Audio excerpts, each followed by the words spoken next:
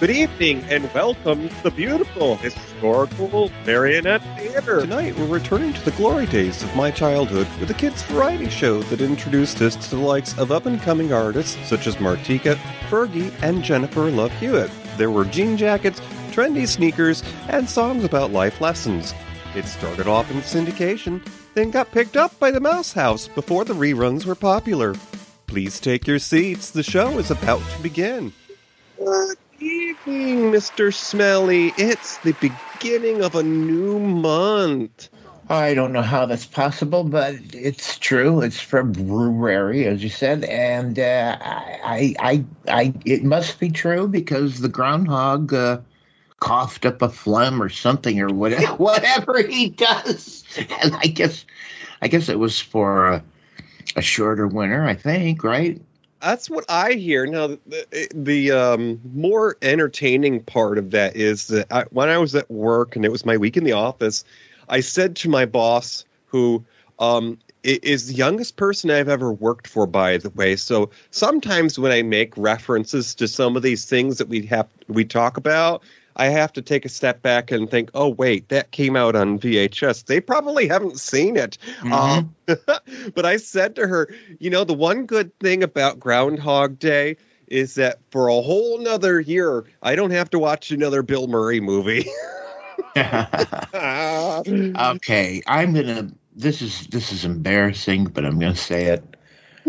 Can you believe I've never seen Groundhog Day? Oh, see, the funny thing is that everybody else in the cast makes up for it being a Bill Murray movie, especially Andie MacDowell. She is very charming in it, and there are just a plethora of scenes where Bill Murray's character tries to off himself because he's stuck basically in this looping reality.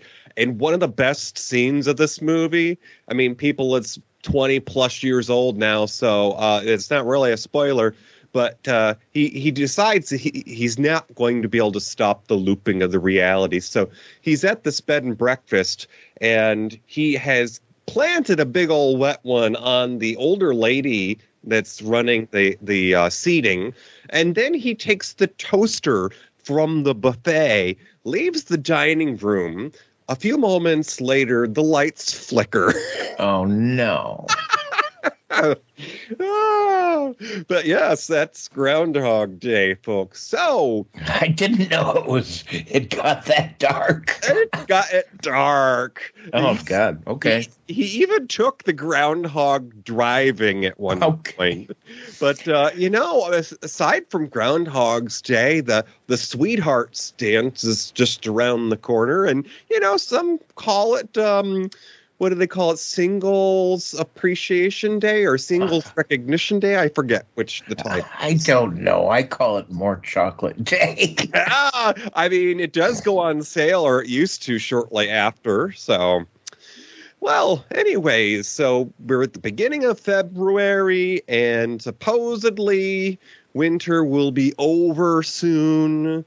And, as you heard in the introduction here, we're going to be revisiting 1984. And I believe, Toppy, this may be the fourth or fifth time that we have visited in the way back there to that.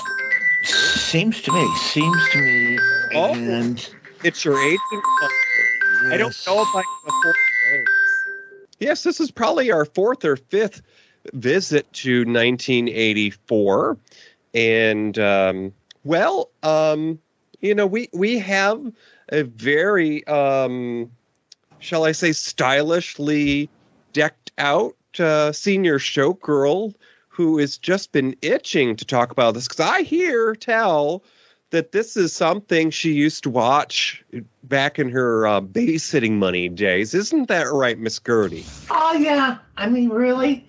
I mean, to be honest with you, sure, I'll admit it. I wanted to be one of them girls on that show. I fantasized about that hair. I fantasized about shoving a microphone in my face and singing and have everybody love me. Sure, who didn't? Okay. And is it true that you had one of those jean jackets that, had Electric Youth on it because you were a big Debbie Gibson fan? Yeah, and I think it was even, what do they call it, stonewashed or chlorine washed or something. I don't remember. Anyways, sure, why not? Oh, okay. Well, those leg warmers are looking pretty spiffy on you, and that Thank you. is holding everything in place. I mean, I'm so glad that you didn't use as much Aquanet as the last time we did an 80s program, because those house lights, they caused havoc with your perm. They sure did. They sure did. Well, will you flex your little leg warmer leggies down there and let the folks know what we're talking about tonight? All right. I'll go down to the little booth. Bye. Okay, bye. All right, here we go.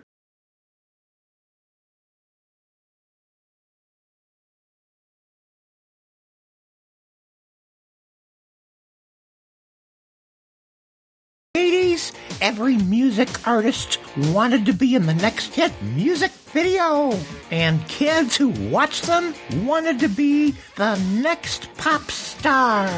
Everyone with a garage band aspired to greatness. Over the course of 9 seasons, this young adult variety show introduced their audiences to the up-and-coming talents of such stars as Stacey Fergie Ferguson, Martika, and Jennifer Love Hewitt.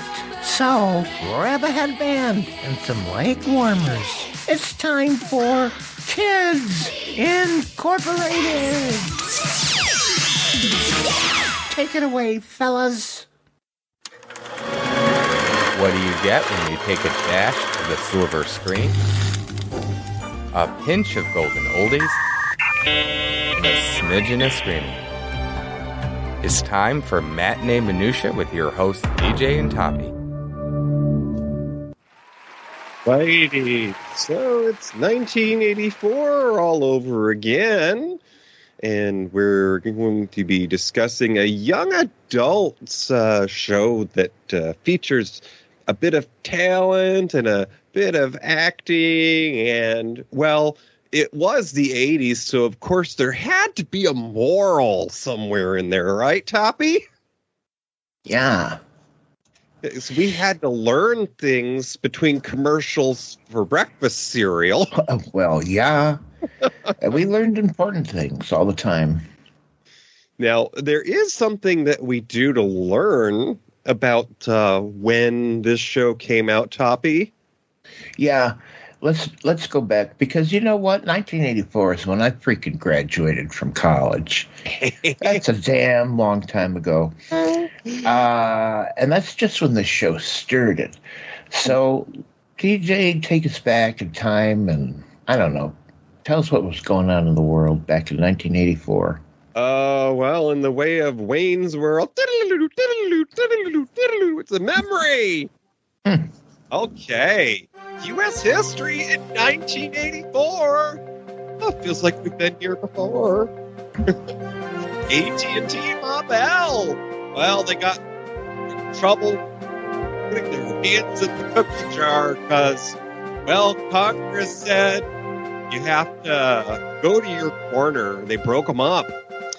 Michael Jackson, the king of pop, won 8 Grammy Awards in 1984. Can we say that was his biggest year ever? Because that was probably when his spooky zombie Thriller. Thriller. That's probably when Thriller came out. Absolutely. And in 84, the Soviet Union boycotted the Summer Olympics because it was going to be held in the capitalist country, America. It was going to be in the City of Angels, don't you know? Yeah. Speaking of angels, or maybe some that fell from grace, well, Vanessa Williams, she became the first Miss America to resign because, well, she took it off for Penthouse. Yeah. Why do I want to say she's passed? She hasn't passed, has she? No, she's still around there quite a bit. Okay. In fact, I want to say that she was in a new series a little while ago, but I might be wrong about that. Anyways, in 84, Catherine D. Sullivan was the first American woman to complete a spacewalk. And then, of course, you get, like the facts of life, you take the good and you take the bad. Well, Ronnie Reagan got another term in office. Oops. Oh. Yeah, that was his. That was when Nancy really took over because, well, Ronnie was just kind of, well, who knows when he started, to have problems. I don't know. A few people were happy about Reagan getting a second term. Among those was Nancy's astrologist. No, you're right. Who knows if it's true, but they say that Nancy consulted a beloved astrologer that she really trusted, and for God's sake, was maybe taking direction from an astrologer. I mean, the one good thing that they claim came out of the Reagan administration was that it had been jelly beans. Well, I hear that it was probably decades, like 25 years or more, since there had been a renovation of the interior of the White House. Mm-hmm. And apparently Nancy championed that chapter of history that the White House got updated. So anyway, so there were a few people who came into this world in 1984 who are still making a name for themselves today. Who were those celebrities born in 84, Toppy? All right, well, first off is Kate McKinnon. You know her from Saturday Night Live. Then there's Mandy Moore. She's does everything. She's a singer, songwriter, actress. By the way, the voice of Rapunzel in Disney's Tangled. Then there's America Ferrera from Ugly Betty, don't you know? And then there's gasp choke Mark Zuckerberg. DJ, did you catch any of the shit about Mark Zuckerberg this week? The things that I skimmed, it was kind of like walking in on your parents in the bedroom as a kid.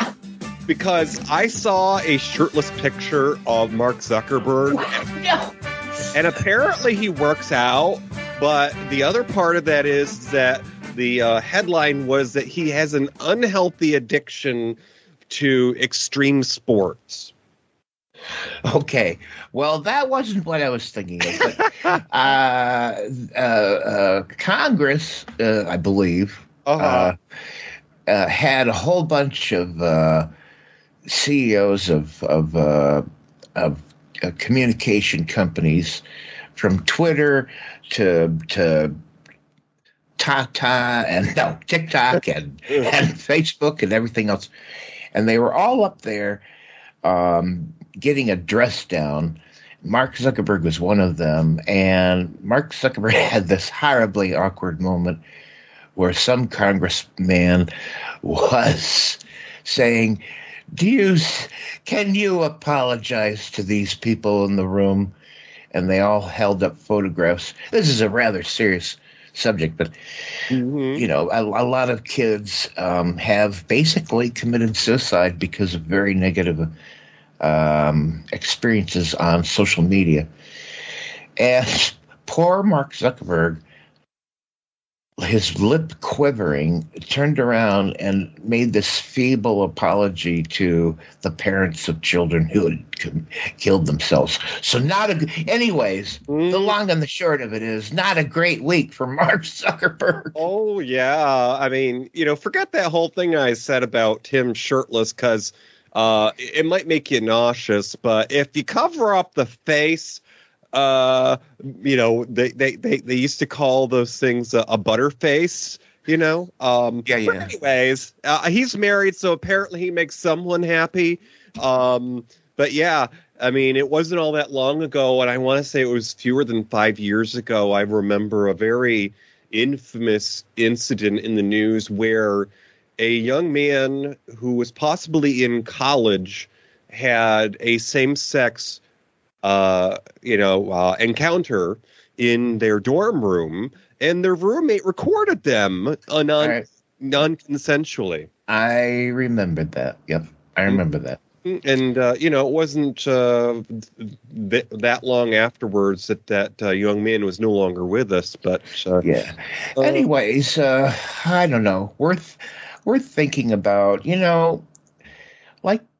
Okay, I don't really know what to say except I'm really glad I grew up before social media. There, I said it. I believe it. I think social media has complicated the lives of youths to a degree that it just ain't right. It just ain't right. Anyways, TJ, we should get back to this little show. Oh, I mean, we've got child stars that probably have seen it first nowadays. I mean, they can. These kids back then didn't have any social media, and they got all just. Let's talk about the producers, DJ. Yeah, the people that made this show. Who's responsible for this? Yeah. Well, basically, we got two people. This was kind of a co-production. They were a team at this time, and it's Thomas W. Lynch and Gary Viller. And they were friends, and they worked together on some projects. But Thomas Lynch was born in 1956, and he created television shows and produced television shows and was the head of his own company called Thomas Lynch Company. And then when his friend Gary Biller came along, it was Lynch Biller Productions, and they were based in L.A. So Lynch has created several hit teenage children's programs. This seemed to be where he just fit in and did a lot of stuff in. It was his niche, teenage and children's programs. So he did produce such things as The Secret World of Alex Mack, The Journey of Alan Strange. He did a drama series called Caitlin's Way for Nickelodeon, and another drama series called Scout Safari, and that was for Discovery Kids.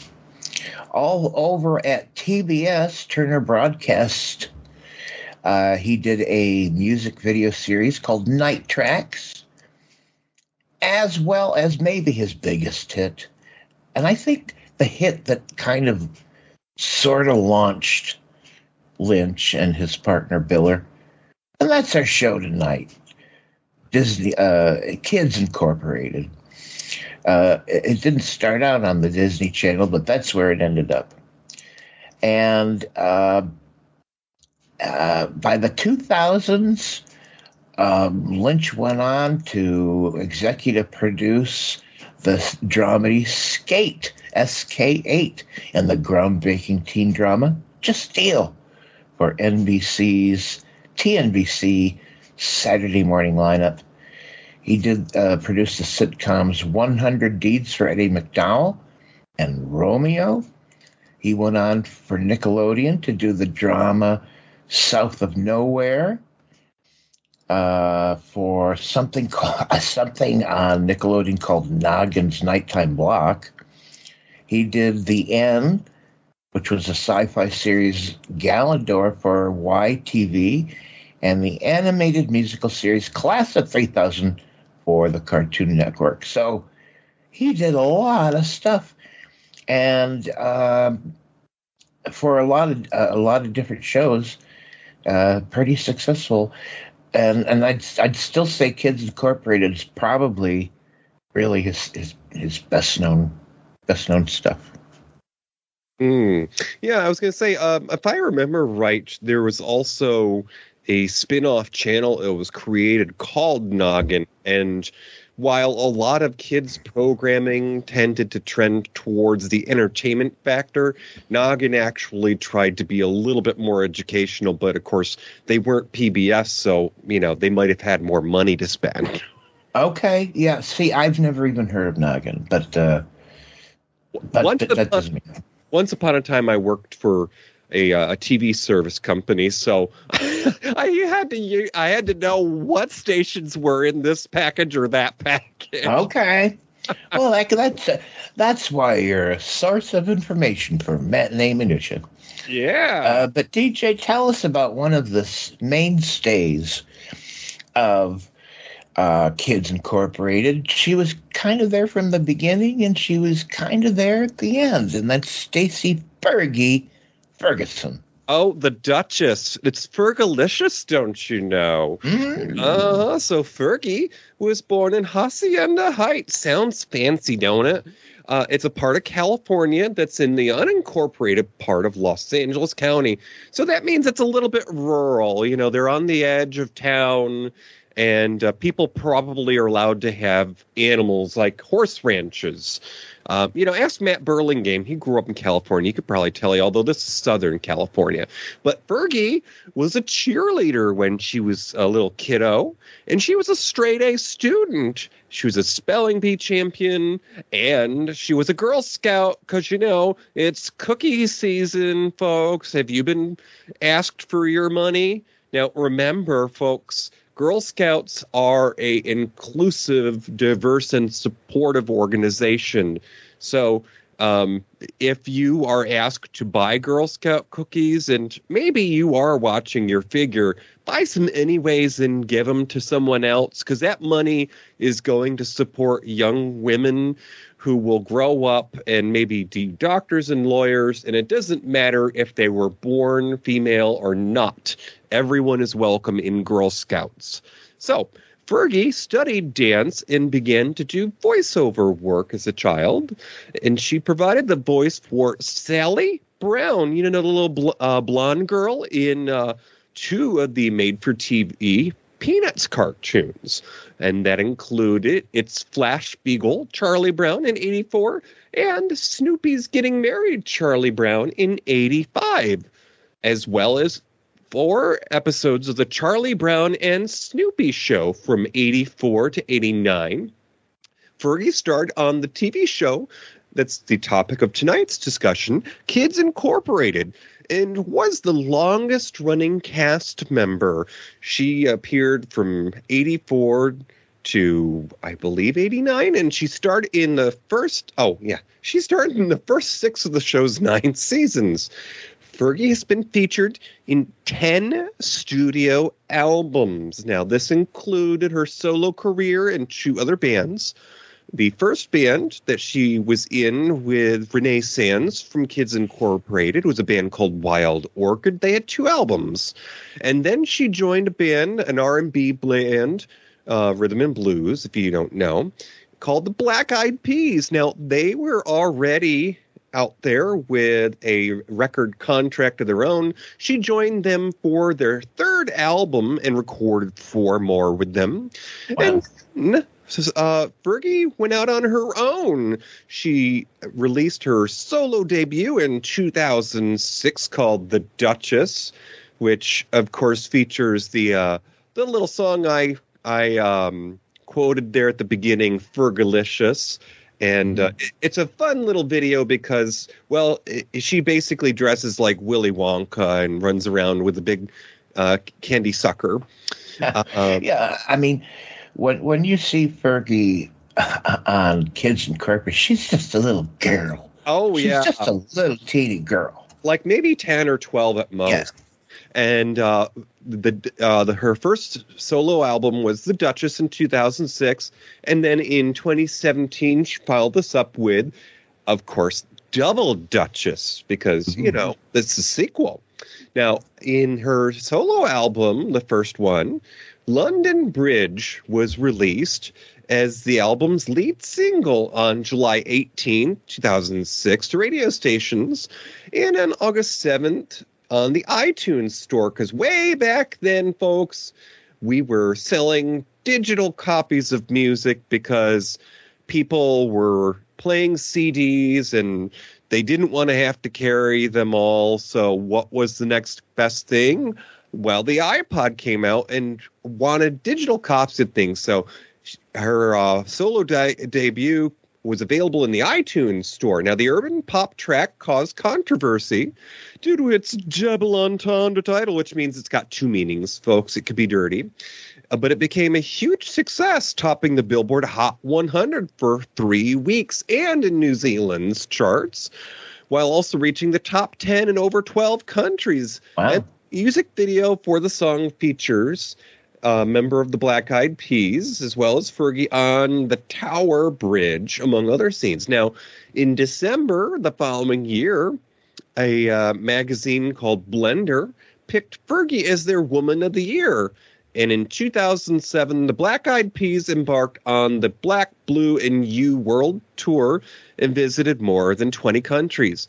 Fergie returned to acting in 2006, appearing as a lounge singer. If you didn't know this, she was the Poseidon remake. I saw that, and at the time I saw it, I had no freaking clue who Fergie was. But anyway. Oh, well, of course, anyone who's seen the original, there's a special story behind the lounge singer. She's one of the folks that climbs out to the bottom of the ship when it tipped over. Anyways, so she later had supporting roles in 2007's Grindhouse, which was a horror film, and the 2009 musical film Nine.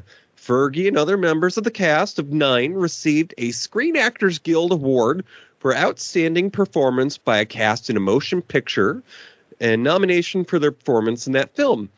On December 31st of 2006, Fergie began hosting Dick Clark's New Year's Rockin' Eves because, of course, Dick was still with us at that time. Well, kind of. Mm-hmm. I mean, it was at the end of his... Was he really with us? I'm not sure. Well, I mean, was Mickey Rooney still with us in the last years? But these were for pre-taped Hollywood segments after the New Year ball came down in Times Square. And so they were segments, basically. They were inserts to the live stuff. But in 2008, Fergie signed a deal with a company called Brown Shoe to create her own licensed footwear brand. Now, I'm wearing them right now. Yeah. And it was very kind of you to ask that bag lady before you hit her over the head. No. Oh, that was Gertie's sister. That was, yeah. Fergie was signed to Wilhelmina Models from 2007 to 2011.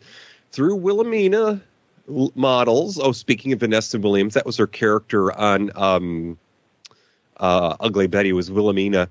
Wilhelmina Models, she worked with several brands such as D Squared, Calvin Klein, and Marchesa, which is probably an Italian brand. Uh-huh. And Fergie has graced the cover of numerous lifestyle and fashion magazines such as Marie Claire, Paper Harper's Bazaar, Cosmopolitan, Lucky, Clio, Elle, Glamour, Allure, Shape and 17. She has appeared in ad campaigns for Volley, for MAC Cosmetics, which is a diverse and supportive brand of the LGBTQ community, Viva Glam, CNA Mexico, and Candies, which I believe is a fragrance line, and Philip Plein, Plein. Fergie appeared in commercials for Casemate, Motorola, Pepsi, Hewlett-Packard, Dr. Pepper, and Doritos. Yay! She's been around the block and she's cashed in. In 2010, she became a spokesperson for Avon's hair care line, Advanced Techniques, appearing in advertisements and commercials for the brand. So, that being said, folks, we are at about the halfway mark in our program this evening. And for your listening enjoyment, we have a short little interview with Fergie done online for the app. It's calling itself Ask Anything. So here's Fergie answering some questions from fans. Hey, what's up? It's your girl Fergie. Thank you for sending in your Ask Anything questions. And Romeo, thanks for having me. Danica from Jagodina. Did you know you wanted to do music since you were a little kid. Yes, I did. I was on a series when I was younger called Kids Incorporated, which included some over-the-top acting, which is quite funny and amazing at the same time. And we would do songs of the time. We were these little kids just doing all these songs. And I developed a very eclectic taste in music. It's just all over the map. It's like a menudo for my ears. But the answer is yes. I did know that I wanted to do music, and it was always just kind of that one dream. So I am super lucky because Lord knows what I'd be doing if that didn't work out. Zana from Kiev, Zhanna, probably saying it wrong, apologize. Complete this sentence. Right now, I'm obsessed with. I'm obsessed with athletic inspired fashion. Because I've been dancing a lot now, in rehearsal for the video and performances. I'm loving anything athletic inspired because it just helps me move better. Shoe-wise, it's easier to move in, easier to dance in. My Chanel boots in particular, which I've just been wearing to death. And, yeah, you can be comfortable and chic at the same time. Also with psychedelia. I'm very obsessed with that right now. Psychedelic print, psychedelic patterns, animation. Yeah. Mary from Bern. What is the best piece of advice you've ever been given? I know I've always said this, but success is in the journey. Because there's so many times when you want to just fast forward and keep planning and planning and planning, at least I do. And sometimes, you're looking at the past and just reminiscing and all of that stuff, but it's just so important to stay in the present because it's a gift. Okay, we are back. DJ, that was nice. I want to say about Fergie, as we call her, that she's definitely become more and more beautiful as she's gotten older. And I also want to say I don't pretend to keep up with the young kids and their fame because I'm old. I'm old and I just don't care. But can we not say Fergie is still talked about today? I feel like I see her and hear her name and see her name a lot. Oh, yeah, absolutely. I mean, it's been a few years since her last album, but that's not to say that she isn't working on the next one, because it does take years for people to write original music. But I mean, she's still a thing today, right? Absolutely. And okay. In the teaser last week, I associated with her with a soap opera star, and unbeknownst to me, they've been divorced now for about 5 years. So you're not the only one who's trying to catch up to the bus here, sir. Okay. Well, let's turn our attention to another little girl who was part of Kids Incorporated. And let's just say that her career didn't go quite as well as Fergie's. Mm-hmm. I'm talking about Marta Marrero, also known as how she rebranded herself as Martika. That's what she called herself, and that's what she preferred to be called. Martika was born in California, and her parents were Cuban, of Canary Islands ancestry. She entered mainstream show business in an uncredited role as one of the girls in the 1982 motion picture Annie. So she was there somewhere in the background as part of the singing cast there. And that gig in Annie led directly into her being cast in Kids Incorporated. And she on the second season of Kids Incorporated, that's when she formally adopted her stage name Martika, and she's used that ever since. She was featured in musical numbers from the Mr. T motivational video "Be Somebody" or "Be Somebody's Fool." Remember Mr. T? Oh, yeah. That was in Haynes. That was in 1984. So, following her role in Kids Inc. and Be Somebody, Martika was signed by Columbia Records, a big win. And her first solo released only in Japan. It was called "We Are Music," and it was recorded to promote Sony cassette tapes in the Japanese market. Well, you got to start somewhere, kids. Mm-hmm. Her first album, was 1988's Martika, and that spawned the song "Toy Soldiers," which she co-wrote with her producer Michael J. And in the United Kingdom, Ireland, Germany, and Australia, it was a big hit, a big top 5 hit. In the U.S., Toy Soldiers spent 2 weeks at number 1 in 1989. In New Zealand, on the other hand, it went straight to number 1. From that album, 2 additional singles also went to the top 40 in the U.S. "More Than You Know" was number 18, and "I Feel the Earth Move," that was number 24.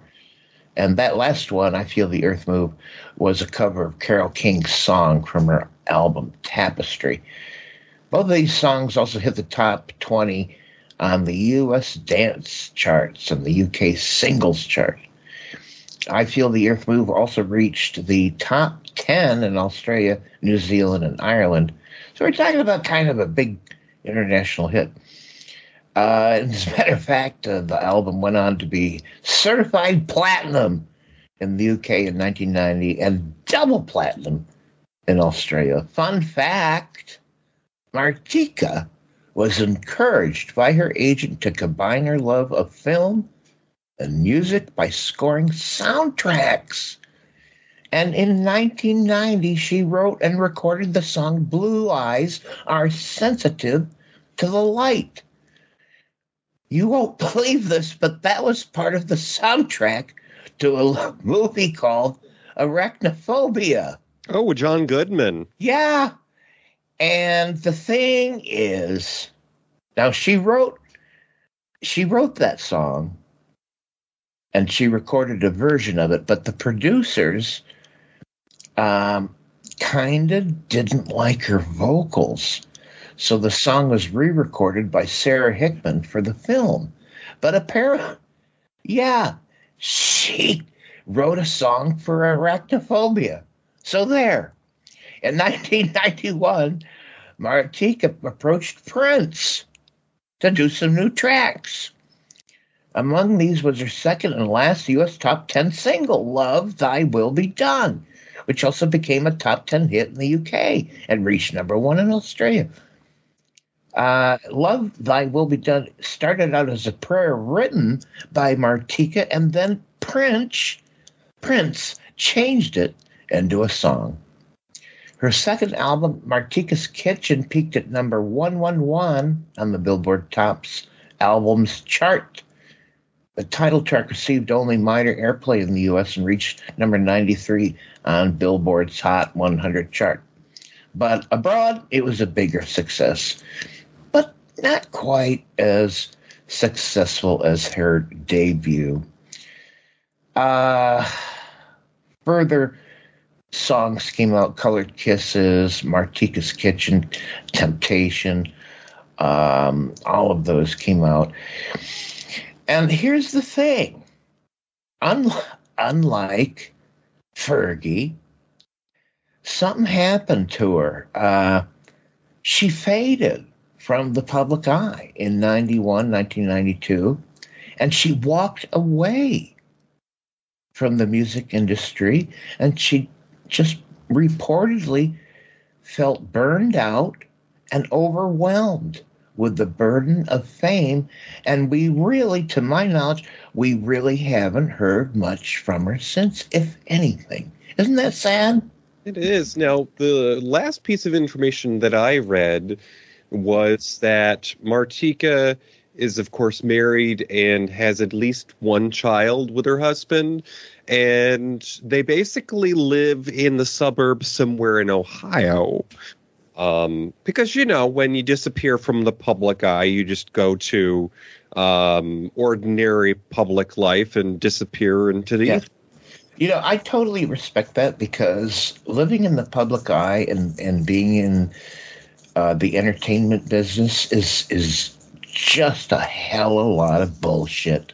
And I take my hat off to her if she really said, you know what, I am fucking done with this, because this is bullshit. And if she is, and I hope she is, I hope you're right, I hope she's living her best life out there and maybe raising some kids. And I'd like to think that. You know, the stars of Kids Incorporated were of a certain generation that almost mid-'80s. So, of course, we didn't really discuss this part, but what inspired Kids Incorporated was the MTV generation. The kids that were probably watching this show or in the show were the younger siblings of those who were old enough to be watching things like Headbangers Ball on MTV and Madonna and whatnot. And so these are kids that want to be pop stars because of MTV. Now, just a reference here, I grew up in a house with 3 older siblings, so I did not get everything I wanted. I sometimes got hand-me-downs. I had to save my allowance for months to buy my first CD player. I remember not having a CD player, and my parents did.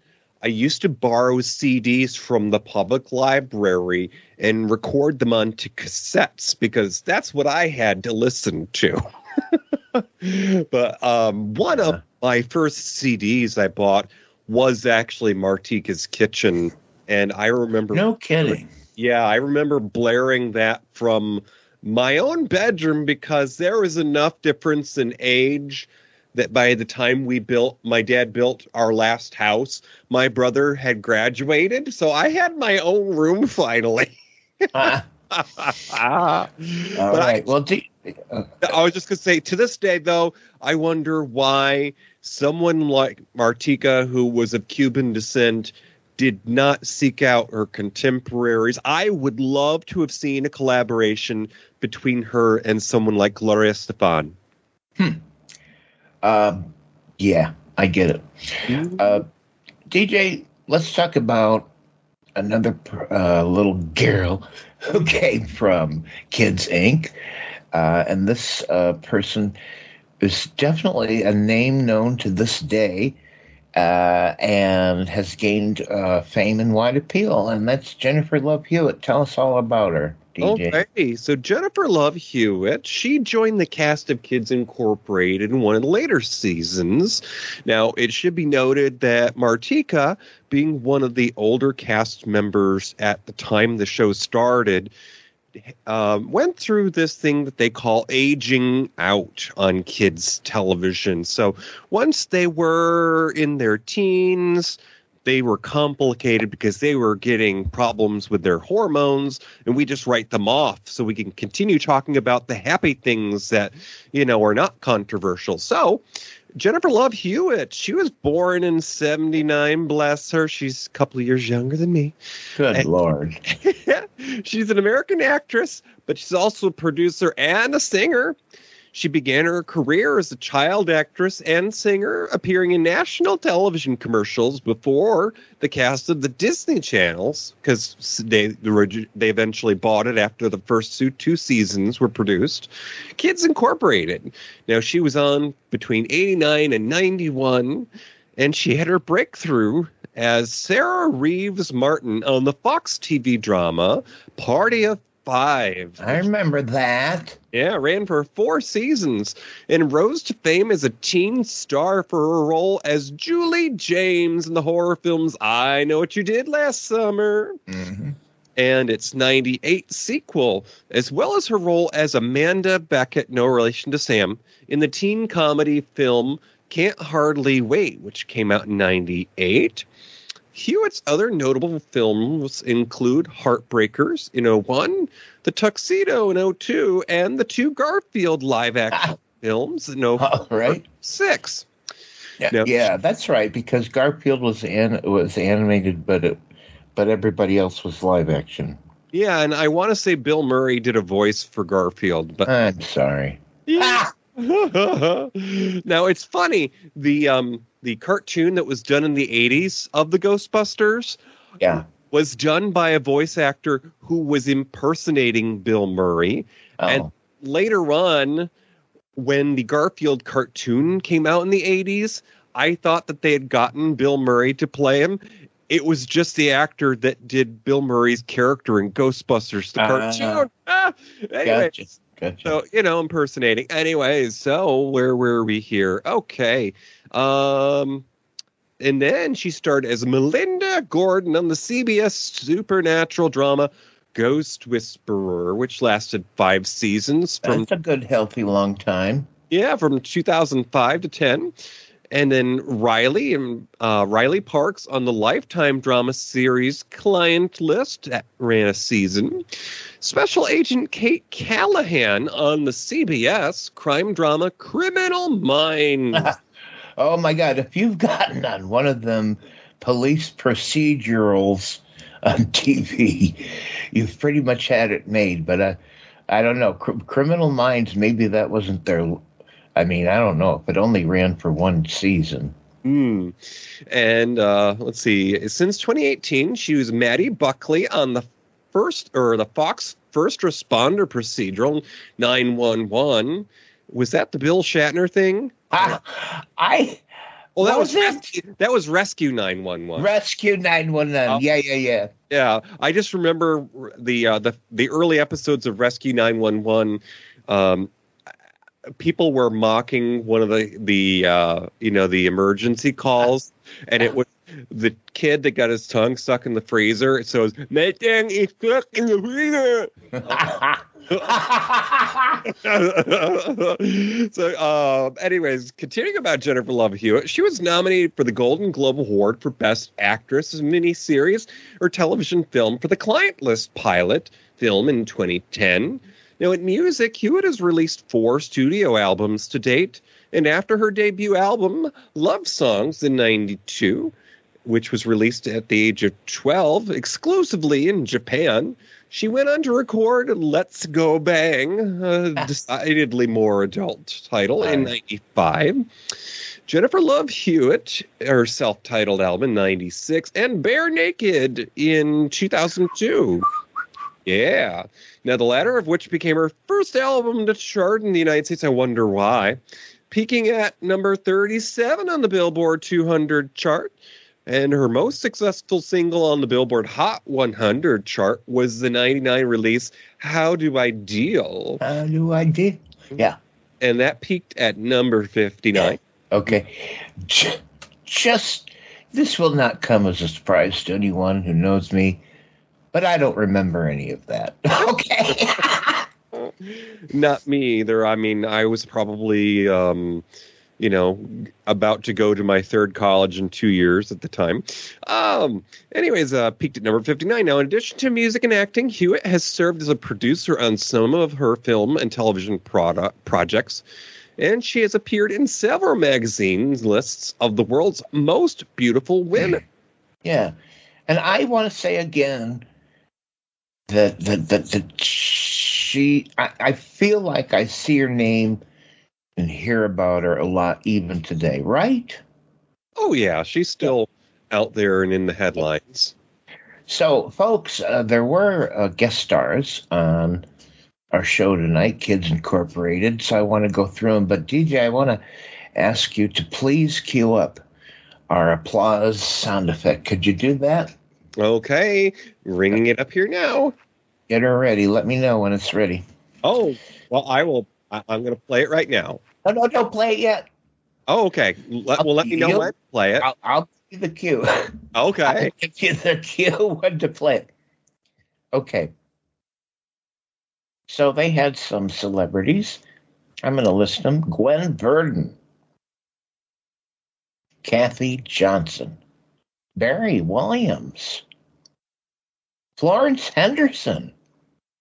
They were both from the Brady Bunch. Billy Blanks, who I think was a boxer or something.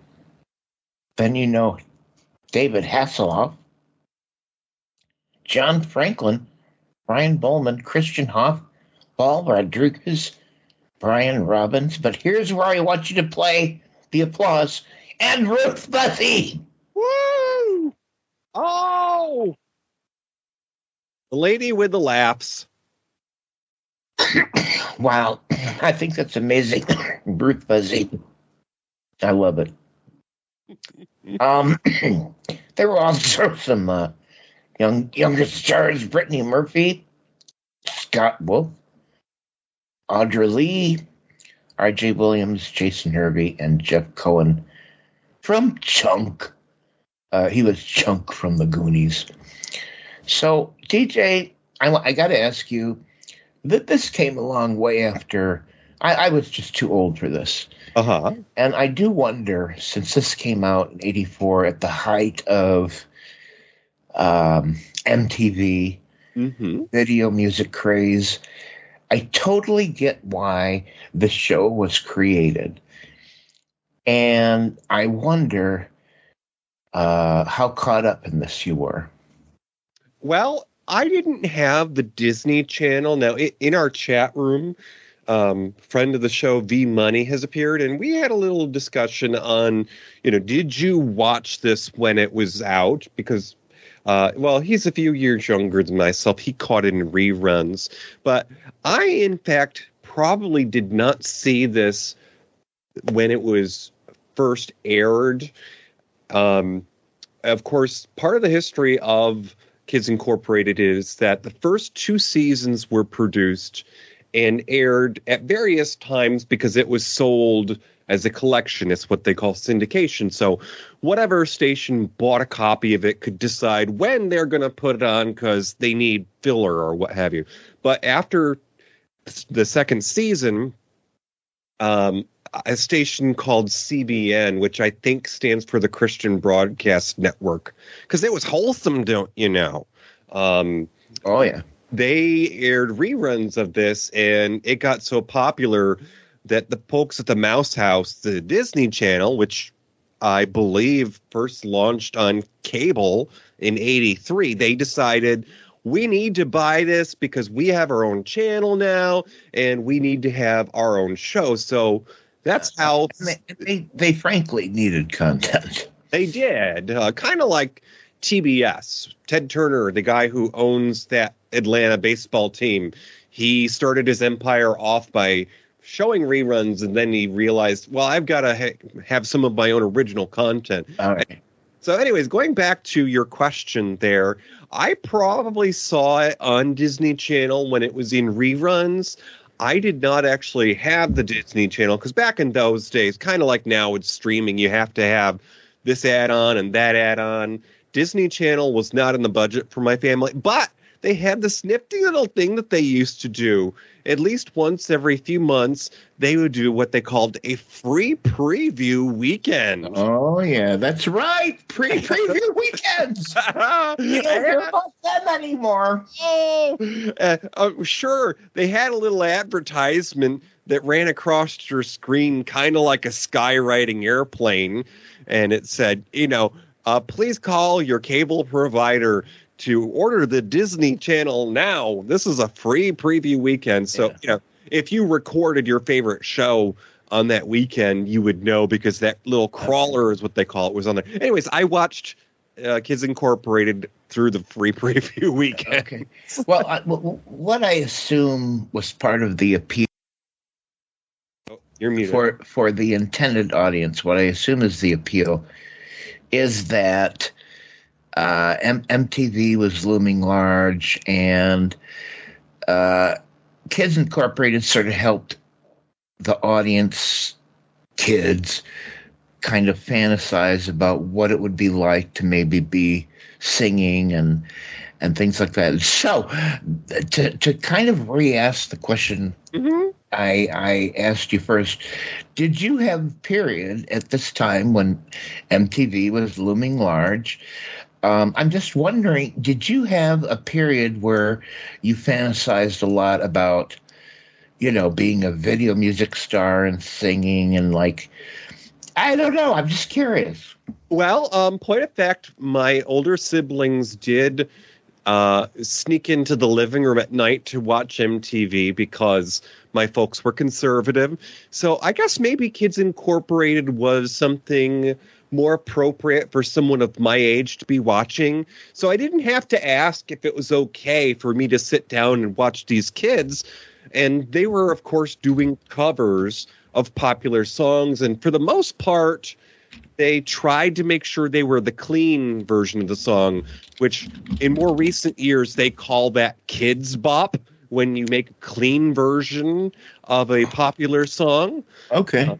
And apparently, if you Google it, there were 2 or 3 examples of songs that slipped in under the wire. I couldn't tell you what they were, but I was one who was in band and choir in school, so they encouraged us to learn an instrument. And some of the pop culture from the 80s and 90s that I was going to mention that would have made a show like Kids Incorporated so appealing to kids is that there was a lot of portable technology becoming available to kids, and that included the availability of music through things like the Sony Walkman, which allowed you to play cassettes.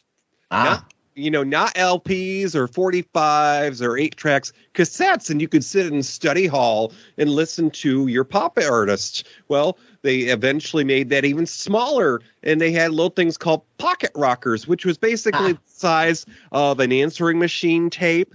I'm holding my fingers up here for you on YouTube. And I remember that. Those were around for a little while. They are actually made by Fisher-Price. They were so cheap, but one of the things that came out in the early 90s was something called hit sticks, and that's with an X. But they were basically drumsticks that were hooked up to a little amplifier that you wore on your belt loop, and they would make sound effects like you were playing the drums. Now, a lot of people think that you had to actually tap a surface for them, but no, they responded to being struck in midair, and so it was like playing the air guitar, but with drumsticks. V-Money in the chat room says, I remember I thought I was the coolest ever because I had a cassette player that had 5 buttons. I could program preset radio stations on the outside and jam. Oh, well, a real quick flashback.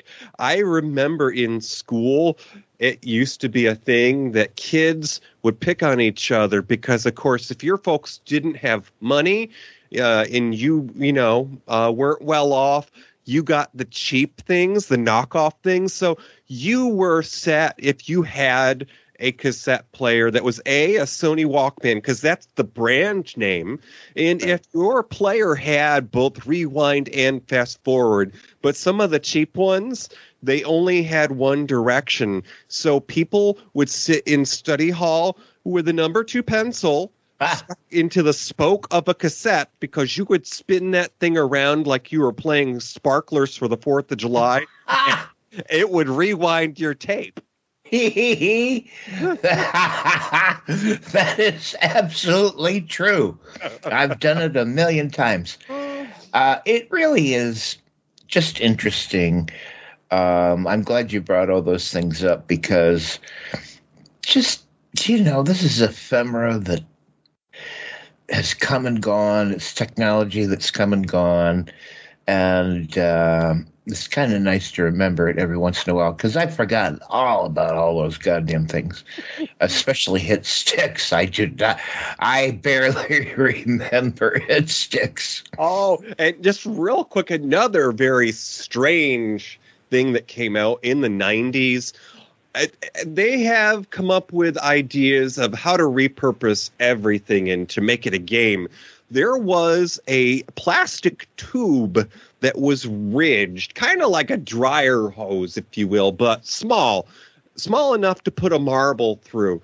And you'd twirl it around. Yes, they came up with the idea of how would you attach a hose to your wrists and arms and whatnot, and wrap it around you, and then you put a marble through it, and you get to dance, and they call it a tuba ruba. Okay, not what I was thinking of. Not that. Okay, wow, DJ. That was not what I was thinking of, but that's crazy that was a thing. Anyways, it really is interesting. The whole idea of a kid show that featured them, and this is the way I understand that it went. They'd have a choreographed special song for themselves at the beginning and end, and then in the middle they'd do cover songs, like 3 cover songs or so, and those cover songs would reflect whatever they were dealing with in the episode, because there was a bit of a story. It was kind of we're kids who sing and dance. And then we've got, quote, real, unquote, lives, and we interact with each other. And it's a little bit like what we knew to be Glee much later. Where I think that's a good equivalent, don't you think, Glee? Oh yeah, I've read that people are equating this to being the Glee of the 80s. Yeah, so just very interesting that it hit upon the kids that were probably watching MTV by the droves and just fantasizing, oh, it'd be great, I could sing like that, and like just watching videos over and over. It was a real thing. I imagine, because like I say, I was too old for any of this to make a mark on me, but I can totally get it and imagine it. Mm-hmm.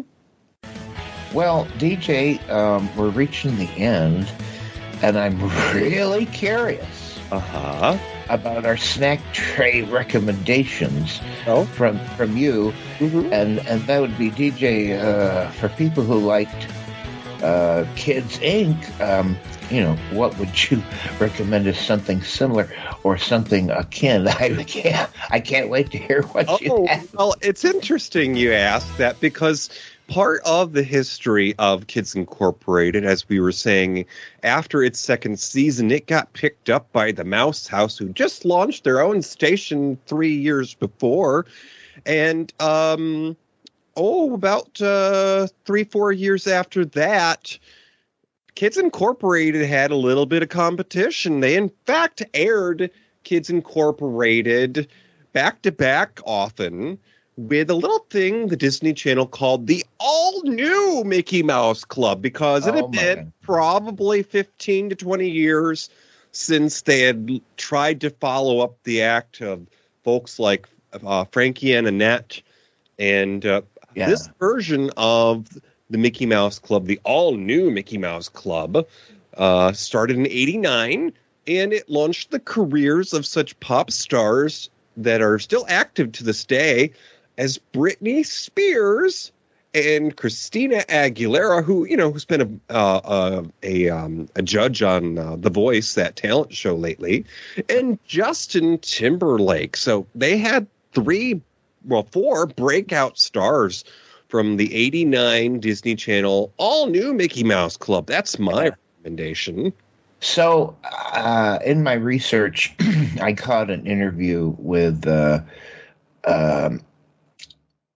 guy that portrayed the kid. He was the black boy on Kids Incorporated. Mm-hmm. And he's being interviewed, and he's like, I don't know, in his 30s or 40s or something. By the way, very handsome man. Anyways, he talked about how Disney Channel, got Kids Incorporated, and they played it back to back with the Mickey Mouse Club, which is kind of the same thing. And he tells, some amusing stories about how the people with Mickey Mouse Club and the people with, Kids Inc. felt very competitive of each other. And they, it was a thing, between them, like, who's got the best show? Anyways, I found that amusing. And just to point out, the name of that actor was, he acted in Kids Incorporated. I want to say he's either a music writer or a lyricist these days. Rasan Patterson was his name. Now, also to your point, though, Toppy, it was compared that on Kids Incorporated, the actors were playing characters that were not their own names, but on the Mickey Mouse Club, those people actually got to be themselves. Oh, you're right. You're right. That was actually something that the kid, you just gave his name. I'm sorry. Rasan Patterson. Okay. That is actually something he mentioned. He said the difference between the shows was that the Mickey Mouse Club were just themselves, but the actors and singers of Kids Incorporated, they were portraying other characters. They were not themselves, and he distinguished the two. Anyways, thanks for that recommendation, DJ, the all-new Mickey Mouse Club. My recommendation is, if you liked Kids Inc., I'm going to take you way, way back. Way back. Oh, goodness. When Toppy was in study hall? No, way before study hall. Oh, Jesus, way before study hall. It's a show called Zoom, and it was on PBS, people that brought you Mr. Rogers' Neighborhood, and at the time, Sesame Street. Zoom was a half-hour educational television program created almost entirely by children, and it ran from 1972, which is when I started watching it, to February 1978. I don't think I was watching it all the way until then. I think I kind of grew out of it. And it was originated out of Boston from WGBH TV. And it was basically the way the adults that created it said, we want to give kids a chance to do their things unscripted, without adults on the set. So there were no adults. They were all kids. And they it was kind of reality TV a little, in that it was unscripted. And there were about 7 kids, and they were called Zoomers, and they would present various activities and games and plays and poems and recipes and jokes and movies and science experiments. And a lot of it was suggested by viewer contributions. And they would also have informal chats on subjects that were very serious, like hospital, school, family, and prejudice. And they called those Zoom Raps. And each episode ended with a full choreographed song and written song performed by the cast. Now, the interesting thing about this was that the producers were very, very, very protective of their young talent. And they did not want these kids to break out into Hollywood or anything else, no matter how famous they became, because they didn't want, they were innocent children who got cast locally out of Boston, and the producers did not want to take advantage of them. I really respect them for this, and they, in their contract, said, sorry, you can't appear in anything else for like 3 years from when you end your contract with Zoom. And it was because they just didn't want them to rush off into the nightmare of Hollywood. And these were really talented kids. And I ran across a friend of mine who hailed from Boston at one time, and he said, oh my God, yeah, it's all any of us wanted when we were in school was to be a Zoom kid and to be casted as a Zoom kid. It's what everyone wanted. They all fantasized about it.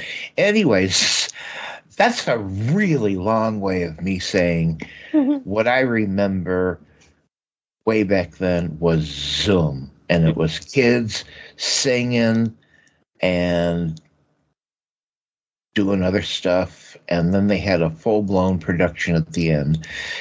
And that's what I remember. So that's what I recommend. I don't even know where you can catch it, folks, except I suspect it must be on YouTube. Mm. I don't know. But that's my recommendation if there's any way you can see it. I still remember Zoom, and I still remember the song that was played on every Zoom episode that had the address that you could send in your suggestions. And so I, to this day, remember the Boston area code because it was sung all the time. And it was the last part of a song, and it went 0, 2, 1, 3, 4. The end. I'm sorry. Yeah. Fun fact, I've lived in 5 states, and zip codes get higher as you go west. So 0s on the east, 9s in the west. I did not know that, sir. Mm-hmm. And they get to about 5 around the Mississippi and places like Minnesota and whatnot. But the same is true of people's Social Security numbers. Social Security numbers are lower in the East versus the West. Well, that's just fine then. Yeah, I'm not going to be jealous. No. So, Gertie is starting to take off her leg warmers, so we better skedaddle, because I'd rather not be here for the big reveal. If you could reach up there on the shelf for us and get that bag of coins so we can figure out what's coming up next. All right, we better do it now. Here we go. Here's the coins. Okay, putting that in the machine. Yay. Capsule is going to pop out. Ew, there's the capsule. I'm going to read the little thingy that's in this capsule. Here we go. All right. Oh, my goodness. I can't believe it. Folks, next time on Matinee Minutia, the Earth is embroiled in a desperate war against alien invaders, and this series focuses on one squadron of Marine pilots involved in it. This series aired on Fox for only one season in 1995, but it was nominated for 2 Emmy Awards and 1 Saturn Award. Next time, folks, it's Space Above and Beyond on Matinee Minutia. It's coming your way Friday, February 16th at the usual time, 9 p.m. Hey, and that's a couple of days after Valentine's Day, so you could stuff your pie hole with some discounted chocolate and join us for a talk about a 90s one-season wonder that Fox canceled, because, they're so good at canceling sci-fi shows that run one season. I guess so. I'm real curious about this. Looking forward to watching it. Yeah. Okay, folks. Thank you for joining us. And, if you want to, you can gander over the balcony there, Toppy, and let us know who's able to join us. I really want to thank VMoney7707. Who is here often at Matinee Minutia for just accompanying us and listening live. All very much appreciated. And also Lamont Cranston for stopping by. We really appreciate it when you support us as we're doing this live. And by the way, we do this live. And DJ, how do people listen live? All right. So you can drop on over to Matinee Minutia, and that's MATINEE, 2 E's, Minutia, MINUTIAE.com. It's a nightmare, folks, to spell it. I mean, if you spell it wrong, you're not going to get there, and you'll probably figure it out.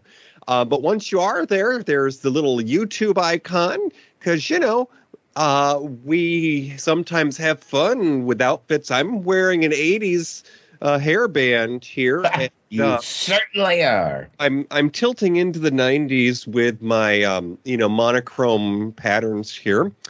But yes, on YouTube you can check us out, and you can also, of course, participate in the most modern way in that little chat room experience called Discord. The one that's so popular with the kids that play those games together where they talk to each other and, let's be a team. So that's Discord, folks. So, all right. Well, Gertie has put on her slippers and... she's long gone, DJ. She is long gone. I hate to tell you. Oh, and I'm sorry, but that was not her perfume we were smelling. Oh, dear. Oh, God. Okay. Well, thank you so much for joining us. And if you would, say goodnight in the ways of the old days of radio. I'd be delighted. Oh, good night, Gracie.